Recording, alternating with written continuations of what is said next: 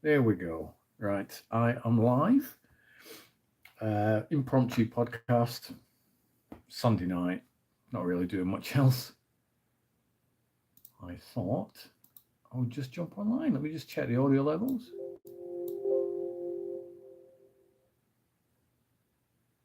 The audio level. There we go. I am fine. Right. Yep, Sunday night, 25th of January. It is Burns night for those in Scotland. So, where I was born. So, I'm guessing people in Scotland will be eating stovies, which is mince and potatoes. Lovely. Bit of turnip in there, or neeps as they call them, and getting drunk. So pretty much a normal Sunday night in Scotland, if I remember rightly enough from my childhood. I am sitting here with a nice can of Pepsi Max, little notepad here, which has got no notes on it whatsoever. And I thought I'm just going to jump online um, and just have a chat. If there's anybody who joins in the chat room, feel free to throw in some questions, throw in some topics. This is just going to be an impromptu podcast, um, just to chat about whatever. It's Sunday. I've not done too much today. I've been having one of those days when I've just been feeling totally wiped out. Nothing new there though. Seems to be my norm nowadays. So it certainly has been since August last year, and certainly the year before that as well. Watched a few movies this week. I've watched a few episodes of TV, played a little bit of video games earlier on. So I'm going to be chatting about what I've watched, what I've played, what I've read, and just chinwagging with you lot, to be fair. Firstly, it's a really good week for me on YouTube because I finally got monetized, which has been like a long old battle, years in the making. So I'll start to talk about YouTube. Firstly, thank you for monetizing me. Secondly, just because I'm monetized doesn't mean I'm making millions.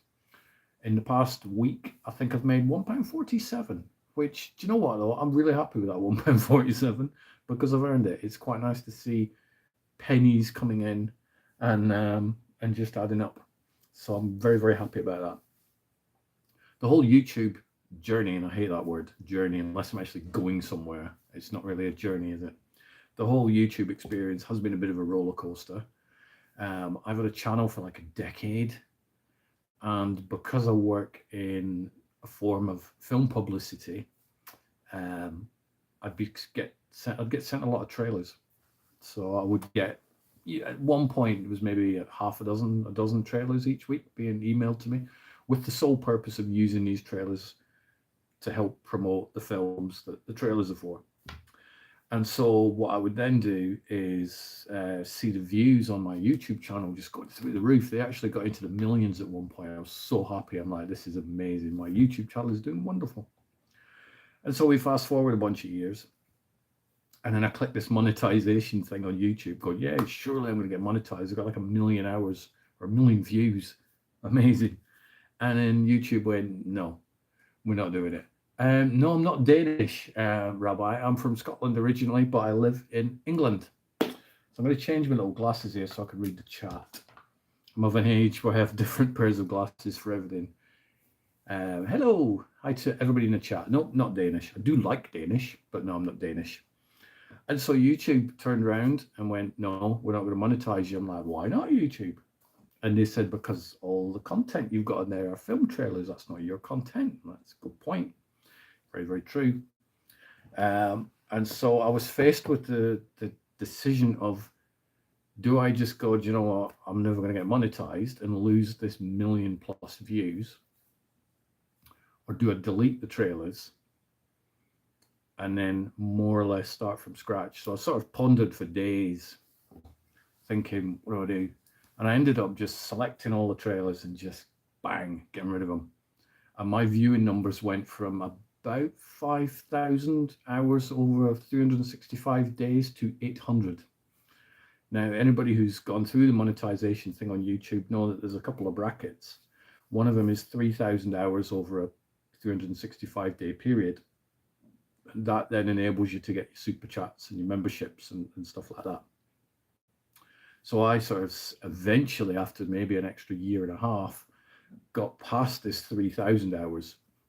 And I was very, very happy. I'm like, yes. So I applied. And then YouTube came back and went, no, again. I'm like, why? And I think there was like 2 videos that I'd left on the channel. So there's like 2 trailers. And they were the heavy hitters. They were in the hundreds of thousands of views. And they went, because the hours are made up of 2 little bits of content that aren't yours. So again, I was faced with the dilemma. Do I delete these 2 trailers, these only 2 trailers on my channel, and lose a bunch of hours? Or do I think, meh, I'm never going to get monetized, and I carry on just doing what I'm doing? Pondered, decided to delete the trailers, deleted them, went down a few hundred hours again. It's like, no, went down, eventually got back up with no trailers on my channel. All the content was mine. And then when I hit the 3,000 hours, I very nervously clicked the monetize button. Please monetize me. Please let me do super chats and so on. And so I did, and I passed it. And that was probably about 4 months ago, maybe 5 months ago, about 4 or 5 months ago, something like that. Who cares? Doesn't matter. It was a bunch of months ago. And so the next, so that then enabled me to do things like this, and then do super chats, and people can donate to the channel. But I'm not an idiot. I'm not, who's going to throw money at me? I'm just me. I'm just a geek. But filmmaker Neil Johnson did. So he threw my one and only super chat ever at me. So thank you, Neil. And then I was then trying to steamroller towards this 4,000 hours. So I started cranking up how many videos I was doing. Anybody who's not subscribed to this channel, I'd love you to. It's great. No, yes, I'm Norwegian. Neil is in the chat room. He is Empire MP. So Neil heard me mention him a minute ago, and I'm sure he's just, his ears were burning, and he started talking. So I was battering towards this 4,000 hours, just as a challenge. I'm not under any impression that once I hit the 4,000 hours that, you know, I'm going to start raking in the money. I don't make as much money as Neil Johnson makes with his wonderful sci-fi movies. I wish. But nor do I want to spend as much money as Neil Johnson does on his wonderful sci-fi movies. So it's kind of evens out, doesn't it? And last week I hit the 4,000 hours. So I'm very, very happy. So all these little new things opened up in the YouTube studio. There's an earn tab. There's a little bit more analytics.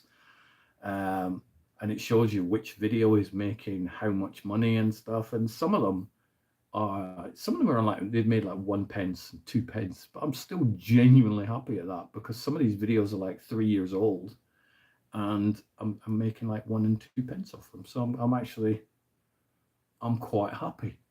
So yeah, so that's my YouTube thing. I've also been joining in this thing called Superchat, as in YouTuber chat.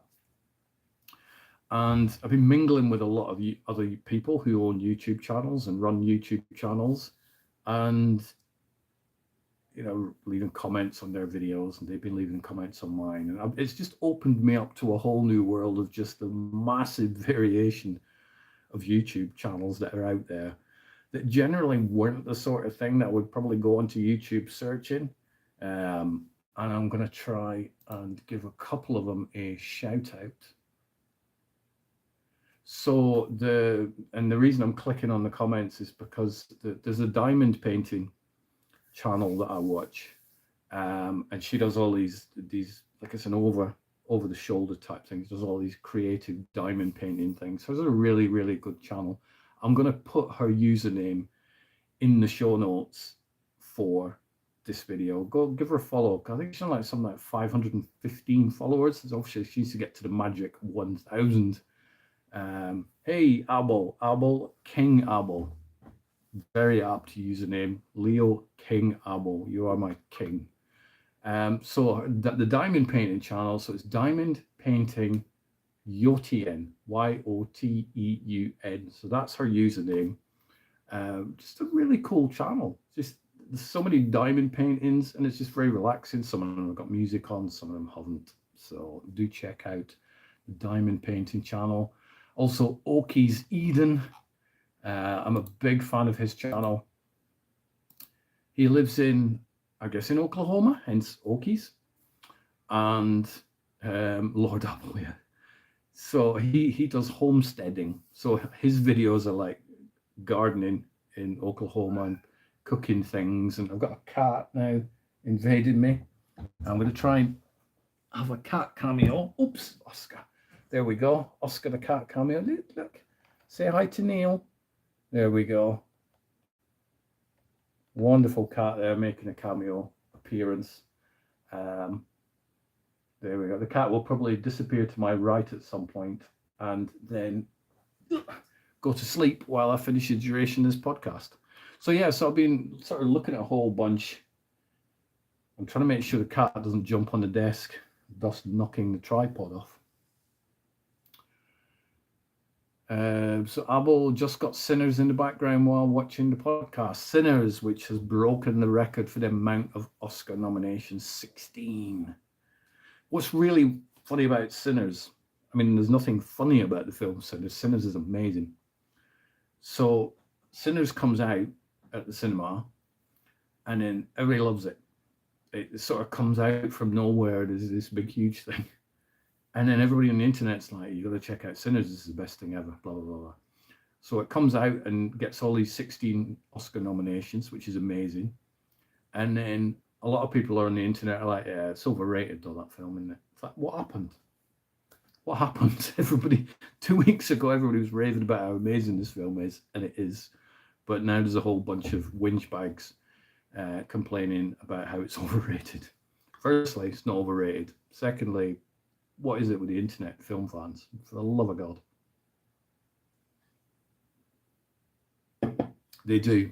Abel said they need their head checked for saying Sinners is overrated. You're damn right they do, Abel. You're damn right they do. So yes, I'm very happy with YouTube. Finally monetized. So that's great. So I'm going to start trying to crank out more videos. It's not the reason for this one. This is just a live stream podcast where I could just rattle off a few films and just generally chat to a screen and chat to a chat room. But I've been doing some more unboxings. Have you not seen Sinners yet, Neil? How have you? Well, because you're too busy. But Sinners is really good. Definitely take that as a recommendation. So I've watched some TV. I watched the first episode of. The reason I keep doing that is because I'm making notes of what I've talked about. Because I don't use show notes. I just make notes of what's blurted out of my mouth, so I could put it in the description later. I watched the first episode of The Night of the Seven Kingdoms, the new Game of Thrones spin-off. Came out last Monday here in the UK. So tomorrow there'll be the second episode. It's all right. That's pretty much, it's okay. It's obviously set in the world of Game of Thrones, but it's set like 100 years, I think 100 years before Game of Thrones. These spin-offs, this is a problem with a lot of spin-offs, including Star Trek, Starfleet Academy, is you don't know when they're set. You have to Google it. But yeah, Abel, I think you're probably wise waiting. I think there's only like 6 episodes of this show, so it'll be finished in a bunch of weeks. There are no dragons so far. I don't want to spoil it because Neil Abel said he's not watched it yet. So no, I don't think it's that sort of show. It's a little bit more comedic, but it's not a comedy, but it is a little bit more light-hearted. I was saying to Annette last night, I said, this new Game of Thrones spin-off feels like a young adult Game of Thrones. But don't get me wrong, there's still plenty of gross scenes in it, and you know, it's not the sort of thing you'd sit down with your grandma or your mum to watch. So there's plenty of weird, manky content in it. So we watched that. I've been catching up on Starfleet Academy, the Star Trek show, which Neil and I have had a conversation about. Rob and I have had a conversation about it.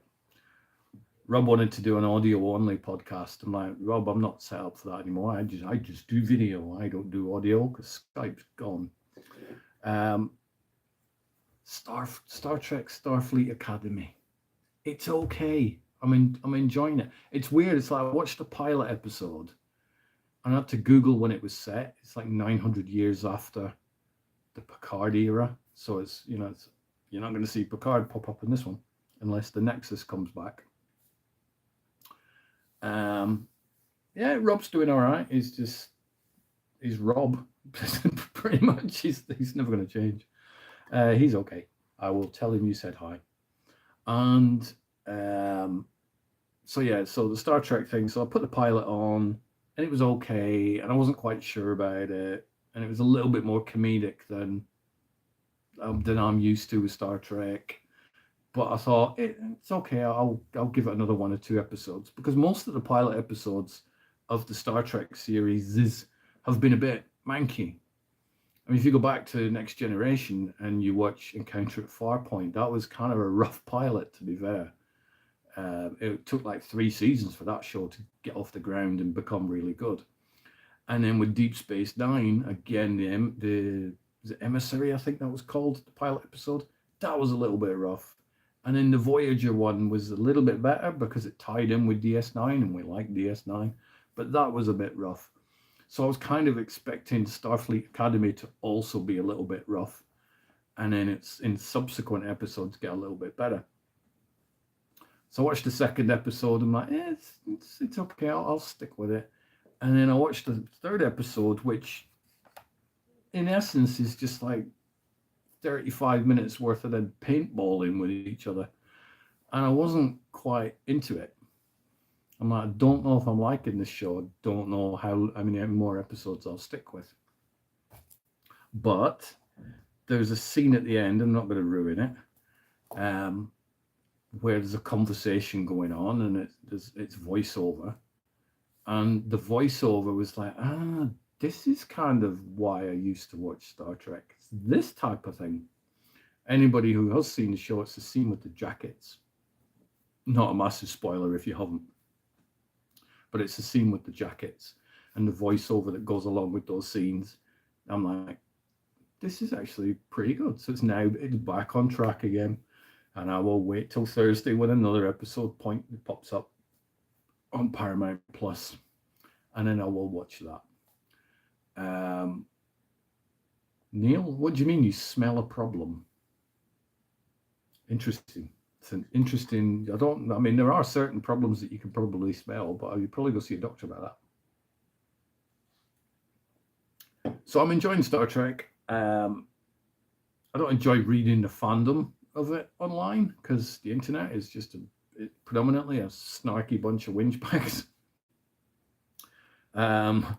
But that's never going to go away, I don't think.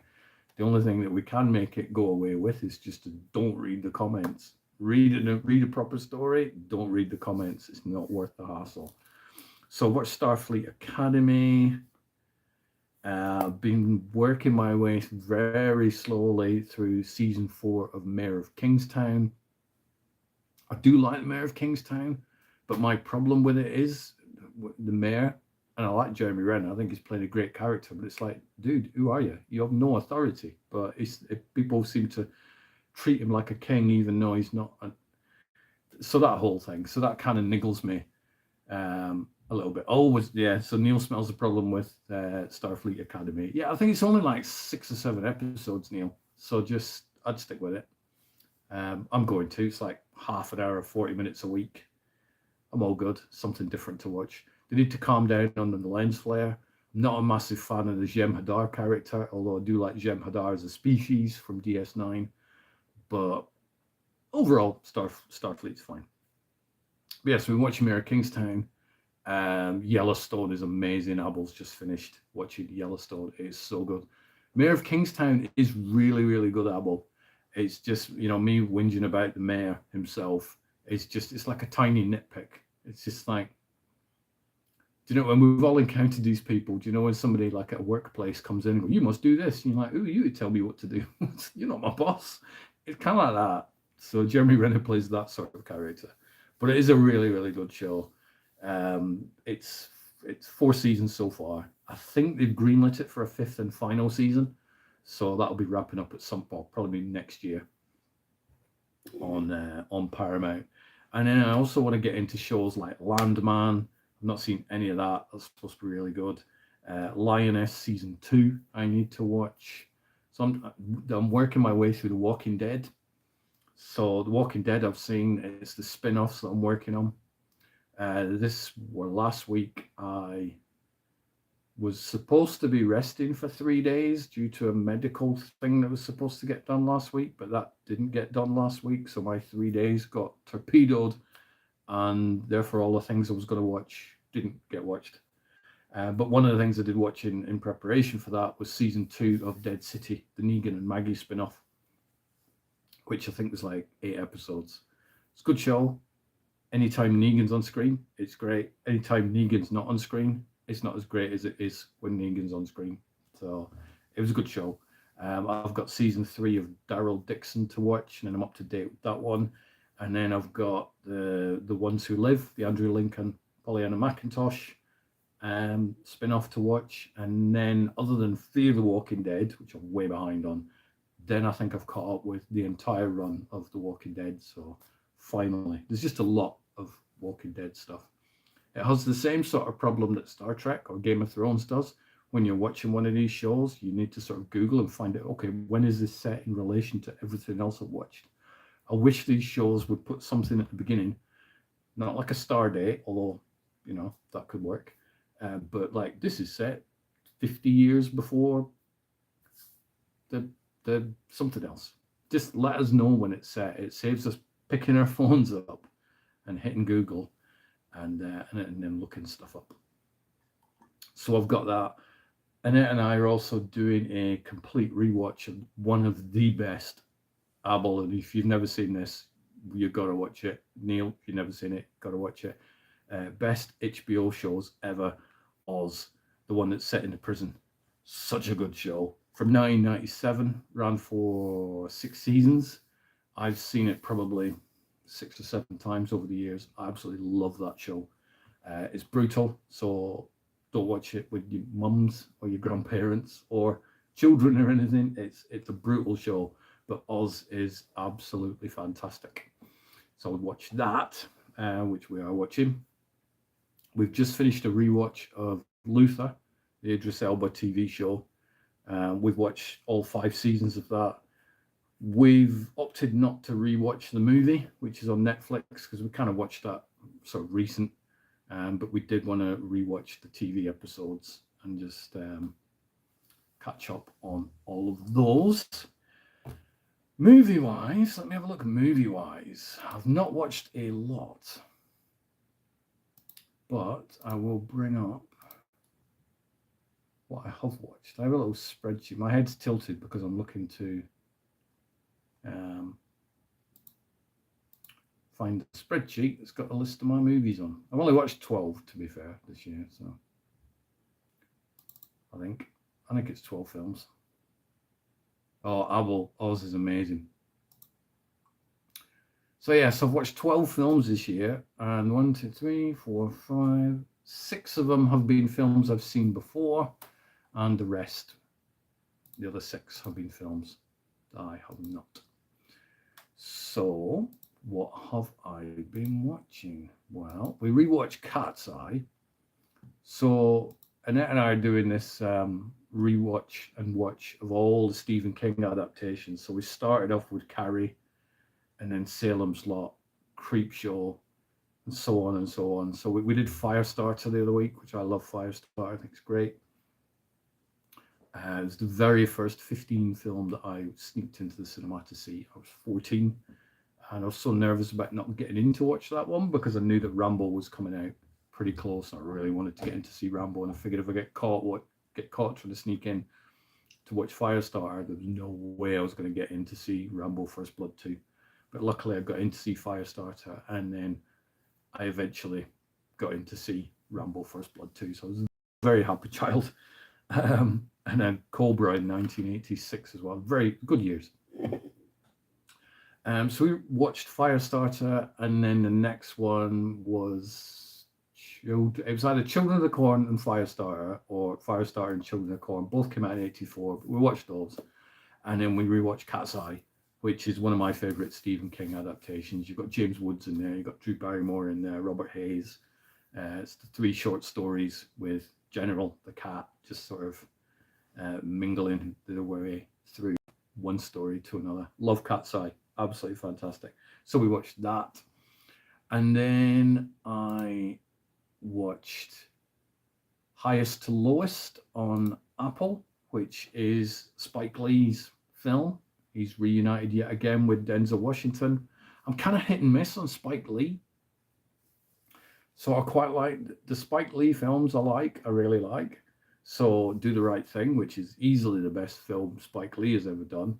I like Summer of Sam, The 25th Hour with Edward Norton. I really like that one.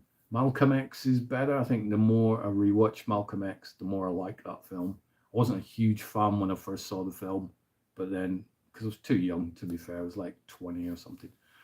And then the more I watch that film, the more I like it. Inside Man, I'm not a massive fan of. And then there's all the films like Clockers and Jungle Fever and stuff where I'm kind of hit and miss on a lot of Spike Lee stuff. But I really like Denzel Washington, and I'd heard good things about Highest to Lowest. So I checked that out on Apple Plus. It's probably one of Spike Lee's most accessible films. Wow. Abel in the chat has just said, I made my older nephews and nieces watch Blazing Saddles. When was this, Abel? You need to let me know 2 things. How many years ago was that? And what did they think of it? Because Blazing Saddles, I think, is a hysterical film. But it's if you watch it through 21st century's eyes, it's a little bit problematic. And I'm sure it would cause some people some offense. I think the film's hysterical. Because when I watch it, I remember watching that in the early 80s, I think it was.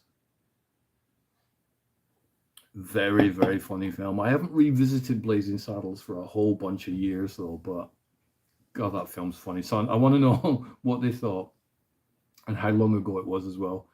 And Neil's very, very quickly, did you feed them baked beans afterwards? Yes. Of course, you've got to do. That's what you've got to eat. Well, in 2025. Wonderful. See, nobody got offended and they loved it. Great. Not every film has to offend people, even if you don't like it.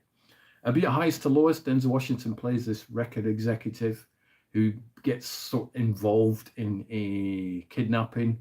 He's not the one doing the kidnapping, but let's just say he's close to the person who gets kidnapped. And it's all to do with the ransoms and the police investigations and stuff like that. It's a really good film. Shot in New York. Or at least it looks like it's shot in New York.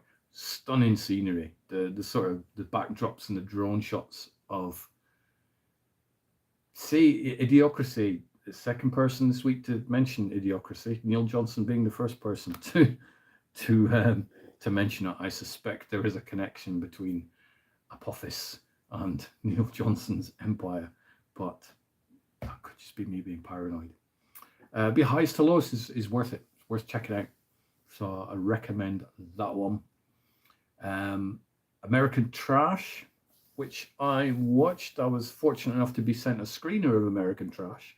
It's a 2024 film written and directed by and starring by Robert Lusardo, who you may not be familiar with his name, but if you IMDb him or Google his face, you'll be like, I know that guy. I've seen him in loads of stuff.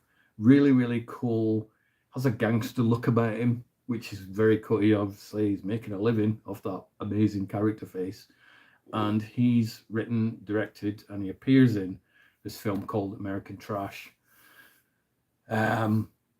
It's one of the thing I love about indie films is generally you go into an indie film not knowing anything about it whatsoever. You might know one person that's in it and what it's called, maybe who directed it, but you haven't been bombarded with trailers and clips and website articles, because unfortunately not that many people write about indie films.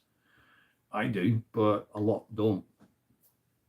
And so I wasn't sure what to think about American Trash. Now it opens with Robert Lusardo's character next to a stream picking up trash. There you go. And then he encounters this woman who is just loitering around in the woods, as you do. And they strike up a conversation about their common interest being Charles Manson.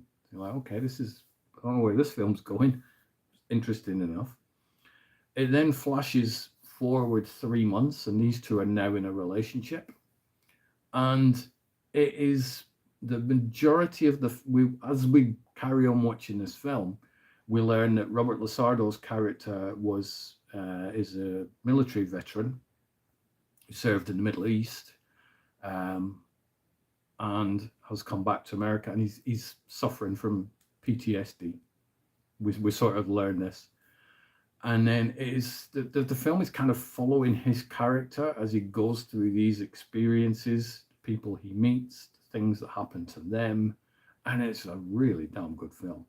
I'm trying not to give too many plot details away because I went into it not knowing anything about it whatsoever, but it's one of these indie film gems that I would say I discovered, but I didn't. I was sent a screener for it, so somebody discovered me and decided to send it to me to get my thoughts.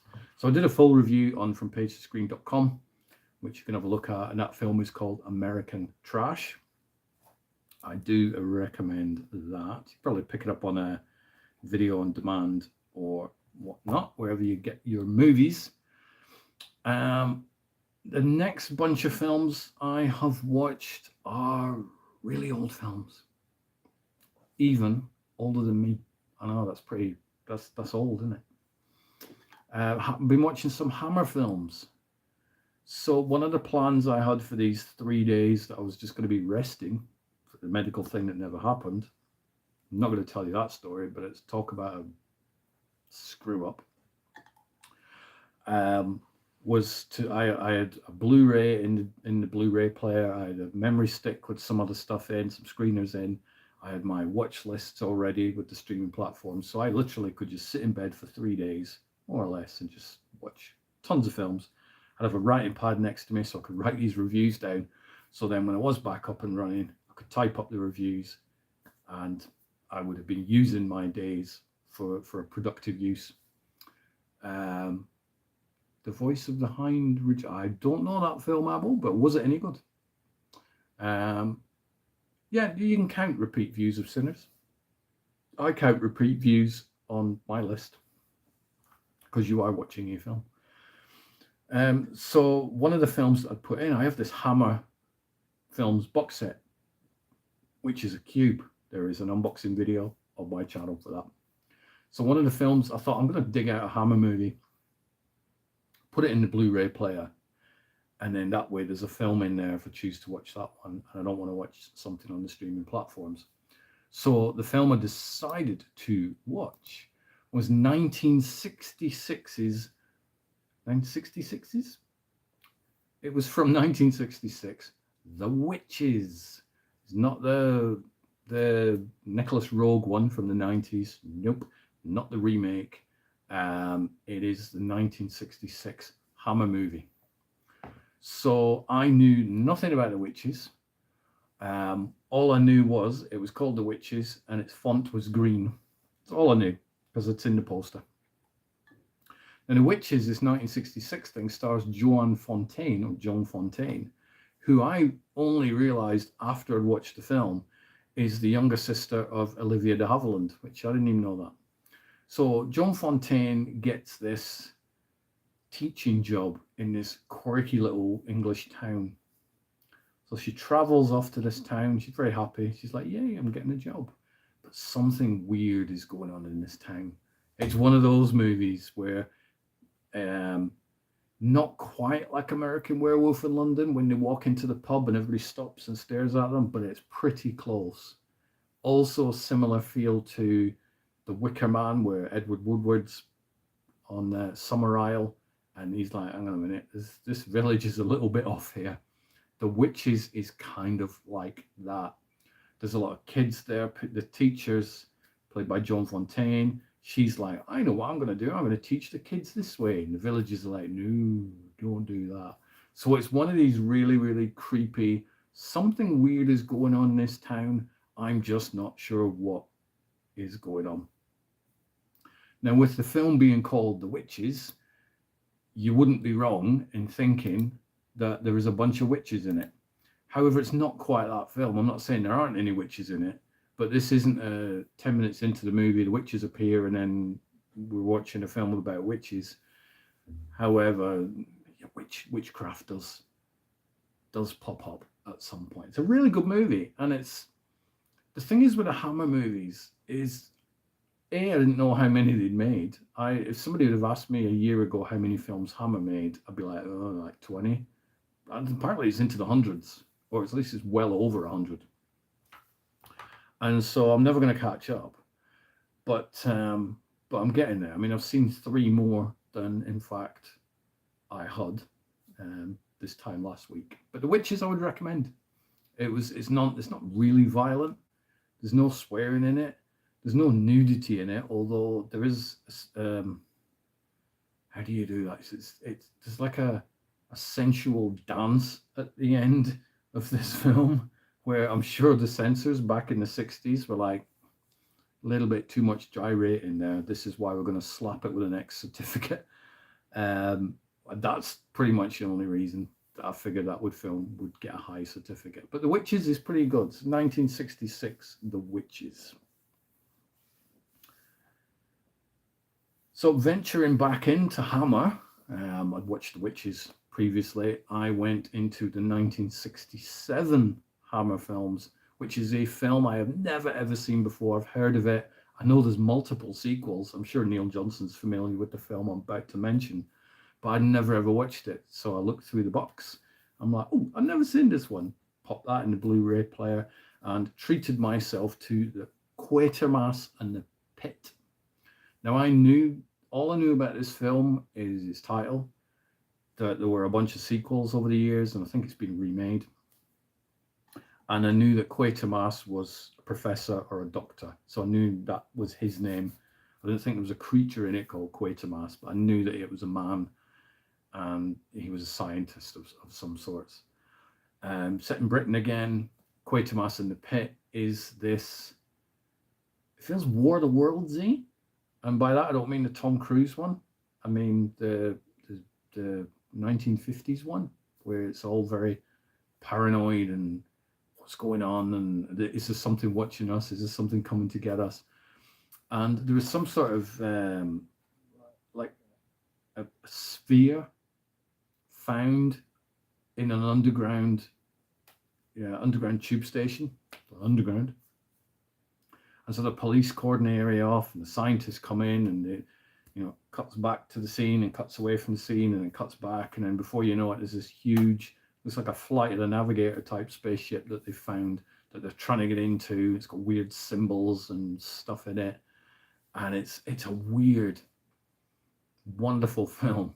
It is very, very strange. It did remind me of some of the War of the Worlds thing. This film doesn't have big tripods that come out, but does have some weirdness going on in it. It really does. It does make me curious about what happens in the sequels, these other Quatermass movies. I think there's a Quatermass Experiment or something at one point, but I know there are several Quatermass movies. But I really liked it. I wasn't sure what sort of film I was watching. And I think it's like that with a lot of Hammer films. You put The Witches on and you go, I'm going to watch a film about witches, but it's not really about witches, but then eventually becomes about witches.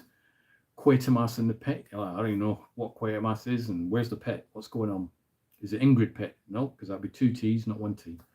And you're just sort of experiencing what these filmmakers are just throwing at you. But I really enjoyed Quatermass in the Pit. So if you've not seen that one, do check that out. Final Hammer movie that I've watched this week, which also was another movie that I've never ever seen before, and the only time I'd ever heard of it was when I opened this box set and saw that it was in the box set. 1968. I'm just going to double check the year. Yep, 1968. There we go. Nothing worse than giving a wrong year on a video, is it? So it's 1968's The Devil Rides Out, starring the always watchable and Neil's friend, Christopher Lee, or Sir Christopher Lee. Um, I'm not a massive fan of devil worship movies, just a preference. So for me, I wasn't a huge fan of the story of The Devil Rides Out, which it gets straight into it. There's no faffing around or hanging around with this thing. It's a Christopher Lee plays this character who is investigating some weird devilly things that's going on. He discovers some people are putting pentangles or pentagon, whatever. Pentangles, isn't it? Devil worshipy symbols on the floor, and it's like, hang on a minute, there's some devil worship shenanigans going on here. We need to sort this out and not let this happen. No, none of that here. And a lot of weird things go on in The Devil Rides Out. So even though I'm not a massive fan of devil worship movies, not for any reason, it's just not my thing. I could never get into The Witch either, which I know Neil loves. But I just couldn't get into that either. So I'm a bit iffy on that genre, just a personal taste.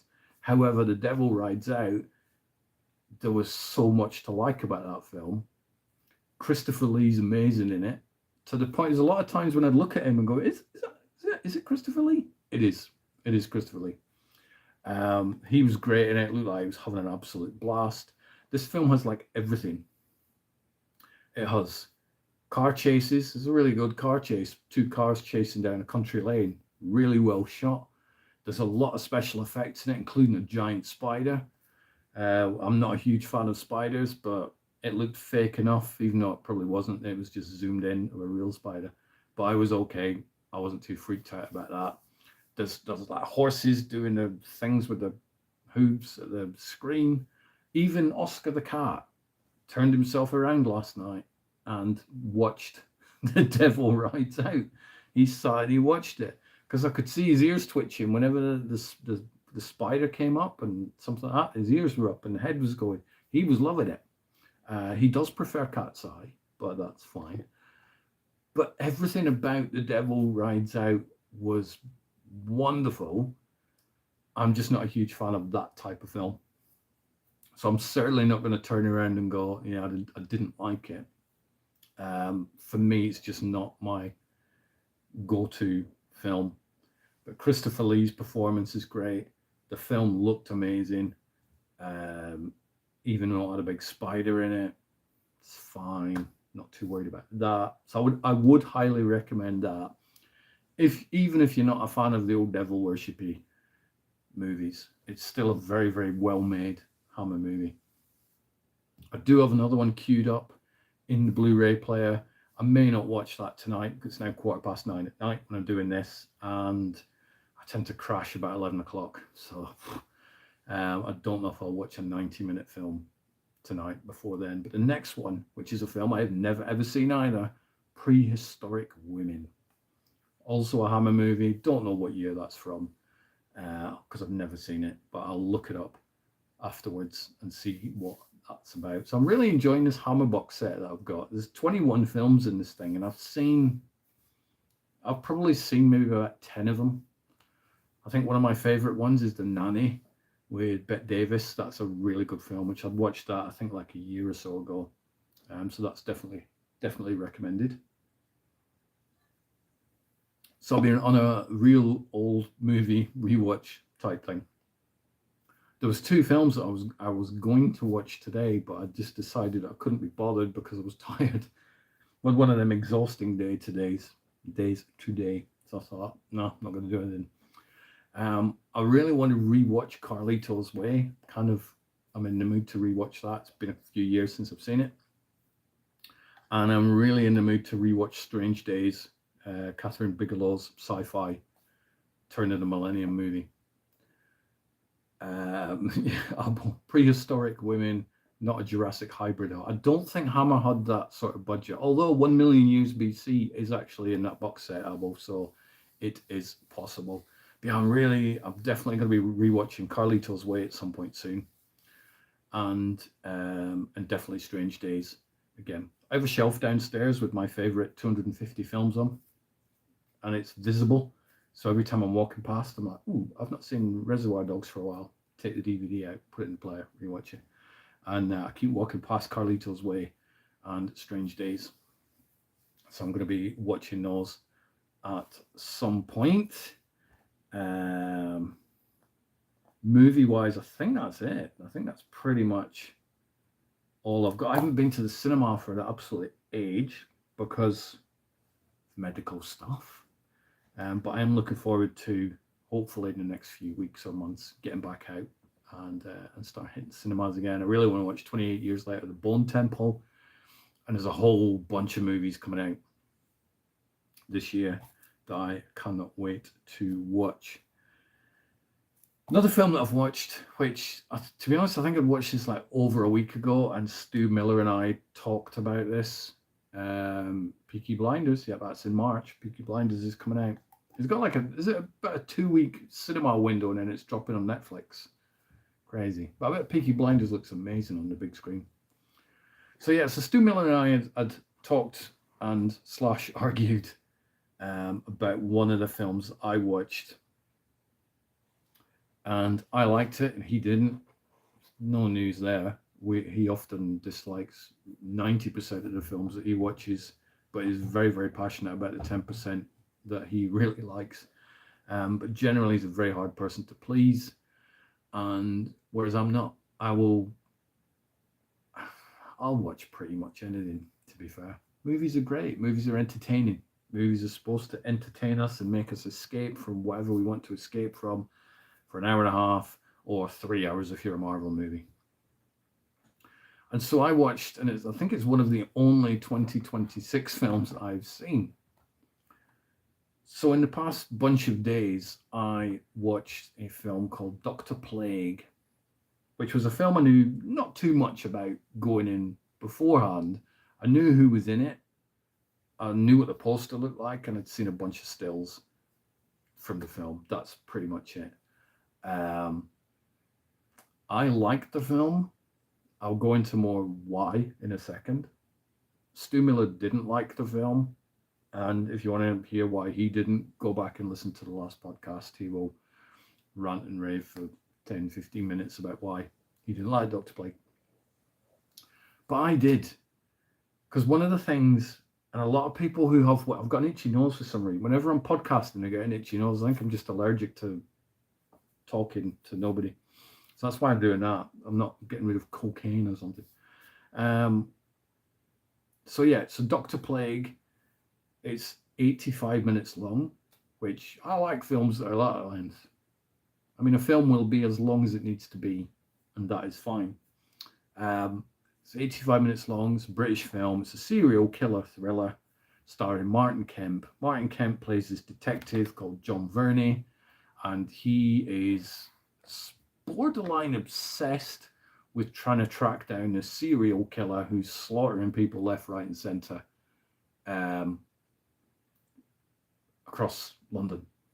And the reason the film's called Dr. Plague is because this serial killer dresses up in a Victorian plague doctor costume, which looks really, really cool.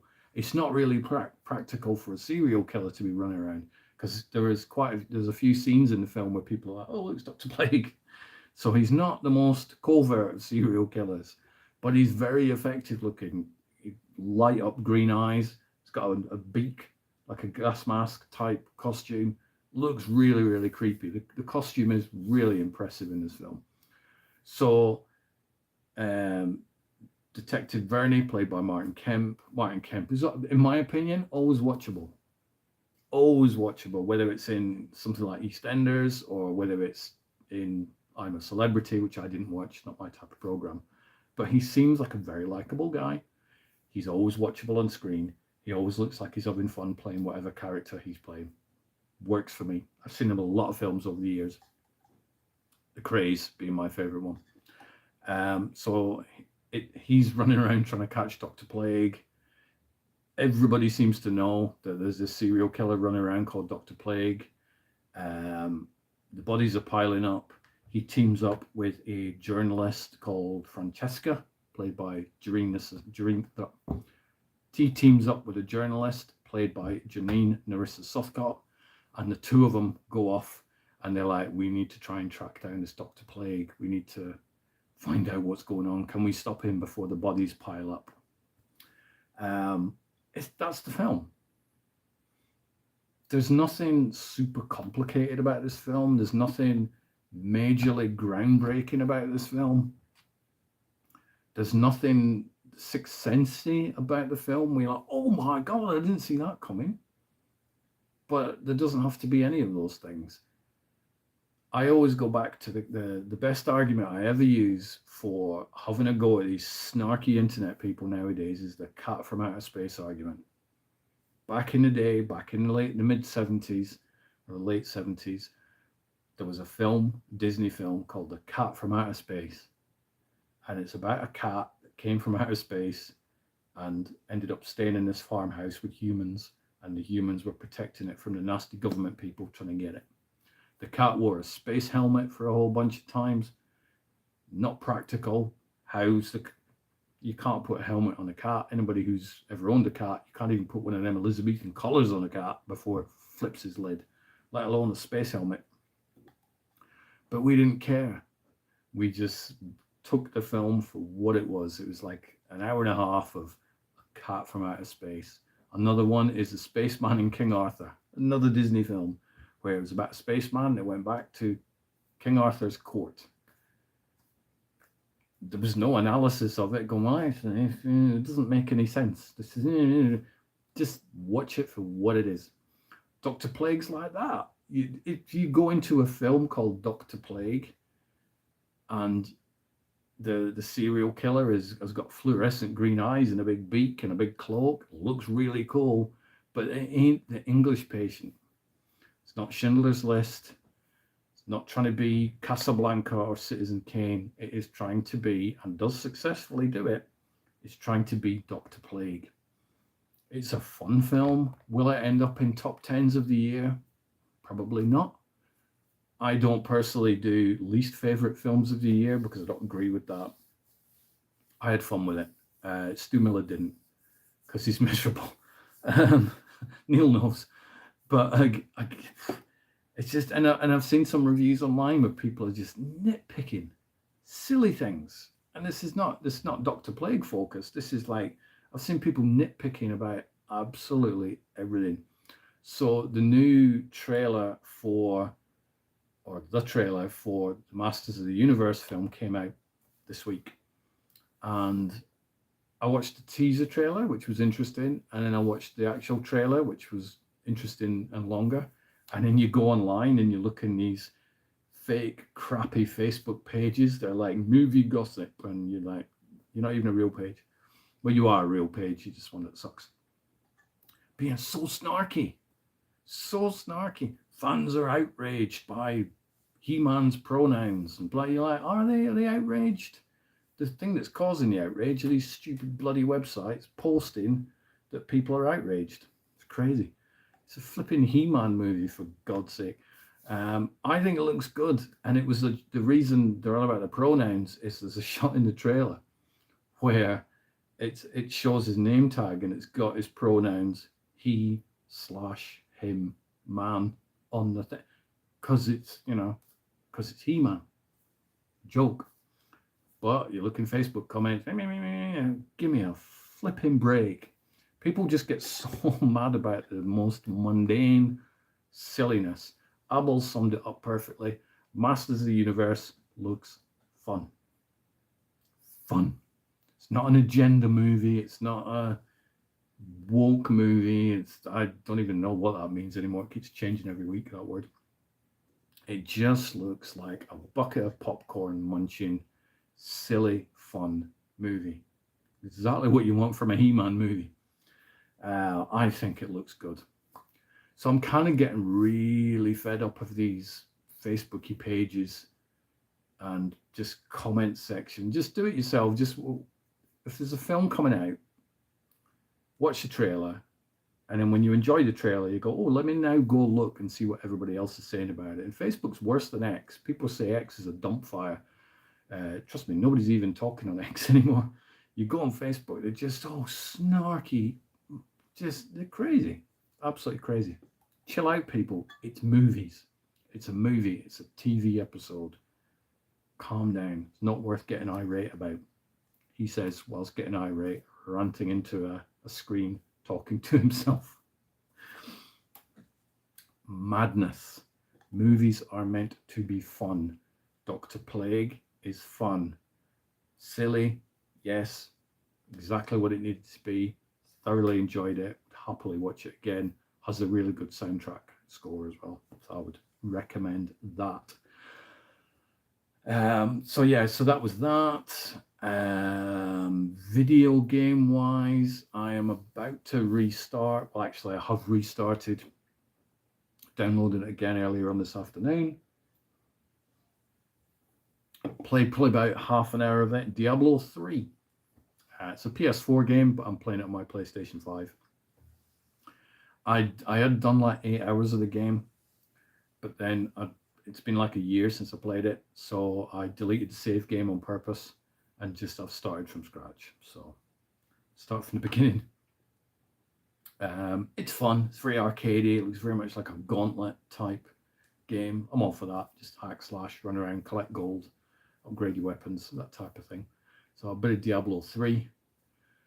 Am I gonna go see Hans Zimmer in October this year? It depends how much the tickets are. When I went to see Zimmer a few years ago, I think it was like 2016, I think, when I saw him, I think I paid about 150 quid a ticket. Luckily at the time I was working and I'd saved up, so that was good. But I don't know how much the tickets are now, Abel. You'll have to let me know. I just think concert tickets are just crazy money now. Crazy money. So I would love to. Hans Zimmer is amazing live. Really, really good. So if you've not had the chance to go watch him and you do have that chance, take it. Would I have the chance to go again? I'd go again. Just probably a little bit pricey for me, given my current situation. Unless my YouTube videos take off and I start making an absolute killing, that would be amazing. Make a fortune. Yay. I can't remember the last concert I went to. Okay, 90 quid a ticket for this year. That's not bad. Yeah, that's pretty good. That's not bad at all. That's like cheaper than what I paid. So yeah, Zimmer is amazing. So what else have we been doing? Diablo 3. I wanted to do a bit more VR, but I haven't done any VR. I'm waiting for a bunch of screener discs to show up. I was hoping that they would show up last week, but they haven't. So maybe something will show up this week. I do not know. My life at the minute is just on pause. It's on pause because of those damn medical issues that I mentioned. So it's, yeah, my life's a bit weird at the minute. Not necessarily good weird, but I do try and do what I can do when I can do it, hence this podcast. It's like, yep, my energy's up, I'm all right, I'm not squirming too much, let me just do a podcast. Any streaming movies or award nominated movies I'd recommend? I enjoyed One Battle After Another, which I know Neil didn't, but I did. I think that'll probably walk away with the best picture Oscar, but I won't be upset if Sinners wins, because that was really good. I haven't seen Hamnet. I really want to watch The Rip, so that's probably one of the next ones that I watch. That's on Netflix. That's the Matt Damon, Ben Affleck one. Came out a couple of weeks ago. I just haven't got around to watching it yet, but definitely I would think The Rip is worth watching. If you've got Apple Plus, watch Highest to Lowest, the Denzel Washington one. If you've got Netflix, watch The Rip. Also watch the Stranger Things documentary, One Last Adventure, which is really good. 2-hour documentary about the making of season 5, which I enjoyed, so that's good. Paramount, there seem to be many movies that drop onto Paramount, mostly TV episodes that drop on there.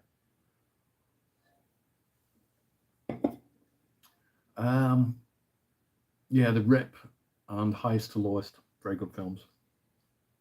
I haven't seen Predator Badlands yet. I'm behind on that one. Dr. Plague, I'm going to recommend Dr. Plague, but it's not streaming yet, it's just video on demand. What else? I would say Neil Johnson's The Time War, but that's not come out yet, has it, Neil? When is it coming out? When is the Time War coming out, Neil? Me and John Fouts need to know.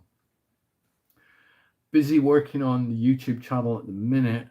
I am piecing together. It's called Year 2 at Sci-Fi Wales, and it's a huge long version of. I'm still waiting for Neil's film. Yeah, I think it'll be. I don't know what's going to come out first, Abel. It'll either be Neil Johnson's The Time War or Mahershala Ali's Blade.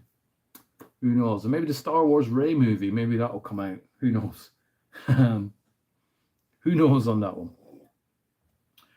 So I can't even remember what I was about to say before Abel very politely interrupted me. What was I going to say? Yeah, working on YouTube. Yep, that was it. So for the YouTube channel, I'm busy piecing together that. Well, it's mirrored, so that will work. Is it mirrored? Yep, it's mirrored. Stupid camera.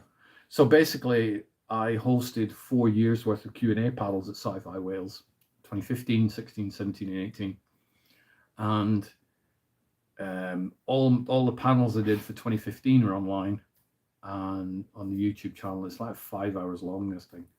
And then I'm busy working on the Year 2.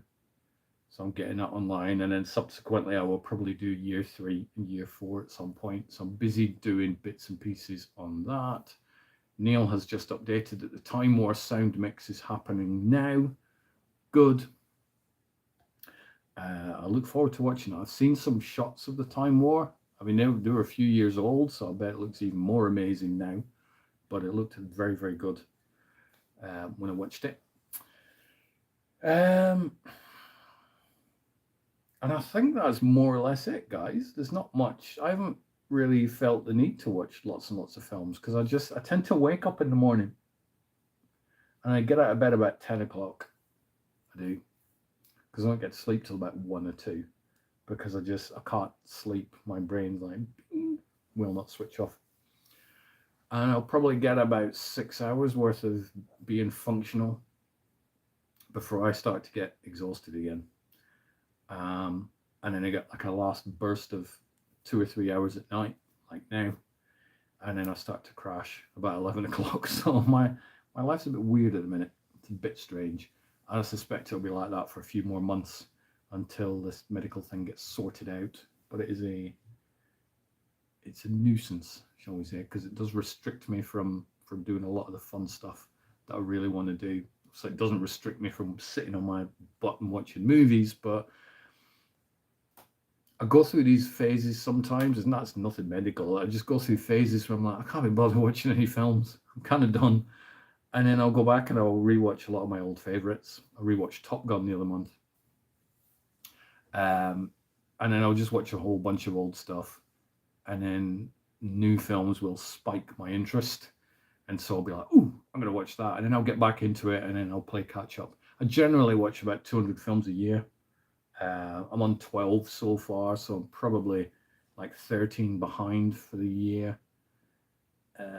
Although not if I watch 200, but if I was watching one every single day, I'm about 13 behind. So I'm not doing too bad, to be fair.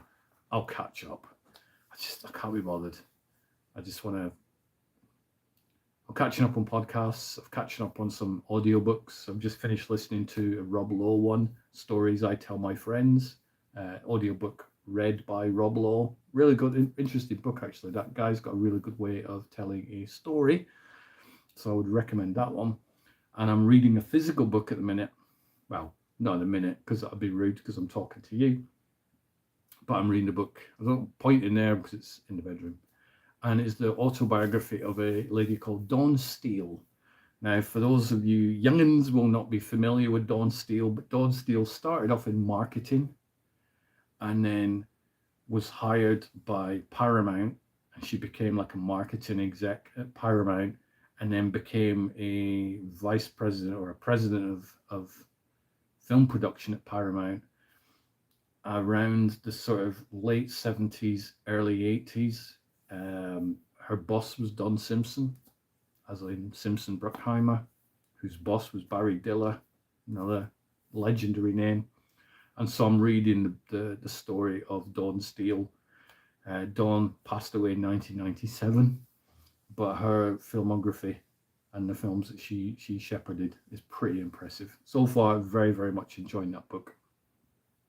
Once I'm finished the Dawn Steele book, I'm going to carry on reading Al Pacino's autobiography, Sonny Boy, which I'd started just before Christmas. Really good book. Highly recommend that one. And I've also got Charlie Sheen's autobiography and Barry Diller's autobiography as well. So I've got a big pile of books that I need to catch up on. One of the things I want to do this year is devote a little bit more time to reading. Last year, I didn't finish any books whatsoever. None. Which is pretty bad. In fact, the Al Pacino book, I think I got last Christmas. Not the one just gone, the one before that. So one of the things I wanted to do is devote a little bit more time to reading. A little bit more time can be half an hour a week. It can be 3 hours a week. It's more than I was doing last year. But tonight I read for probably half an hour. Yesterday I read for probably about 40 minutes. So I'm doing well. Getting it. I'll slowly get through all these books. So there's that. And other than that, not much. The podcasting has been a little bit quiet. I think this is only the second one I've done this year. So I'm probably one behind. That's why I wanted to make sure that I did one tonight. I will probably have a catch up with the wonderful John Fouts as long as this ice storm that's hitting America has gone. So I'll probably have a catch up with him in the next week. And then me and Stu Miller will probably have a catch up and we'll go through who we think is going to win the Oscars and who we don't think is going to win an Oscar and all that sort of stuff. That's a little bit of a tradition thing that we do each year. I've got some unboxing videos to do at some point. I've just uploaded one of the Mummy Ultimate Edition, which is a 25-year-old box set that I have. And I've got a really cool box set of The Shield, which I'm going to do an unboxing of at some point. So I'm cranking up the YouTube unboxing things. I have a list of ones that I've got waiting to do. Got my Transformer behind me. Shout out to Abel for actually helping me transform that into a truck. Abel, you're an absolute godsend. You very much missed. I do miss sitting next to you, chatting about whatever. But I like that you pop in the chat room and whatnot. You'll have to pop round for tea or supper one evening because I live in the town that you work in. So see what we can do on that one. Everything's fine. I hope everybody's well. Hope everybody's had a good weekend. Or if you're in America, you've still got a bunch of weekend left. So enjoy that. And I think that's pretty much it. So shout out to everybody who's been wonderful and watching a lot of my YouTube content, who has helped me get over the 4,000 hours and got to that monetization thing. Thank you to the new subscribers. Ice Storm, yes, Ice Storm in America. Crazy. One of many storms in America, I believe. But yeah, I hope you're all well. And I will wrap this up now. If people would love to subscribe to this channel, I would love that too. I don't really need the subscribers. I would rather have people watching the videos than subscribing to the channel, but I'm okay with that. Shout out to Superchat, who are a really big supporter of people's YouTube channels. Go back to the beginning of this podcast and write down the diamond painting channel name that I gave you, and Oki's Eden and all that sort of stuff. So hope you all enjoy the rest of your day. Thank you for listening to me just randomly waffle about all sorts of stuff, and I will catch up with you on the next podcast. Take care. Bye bye.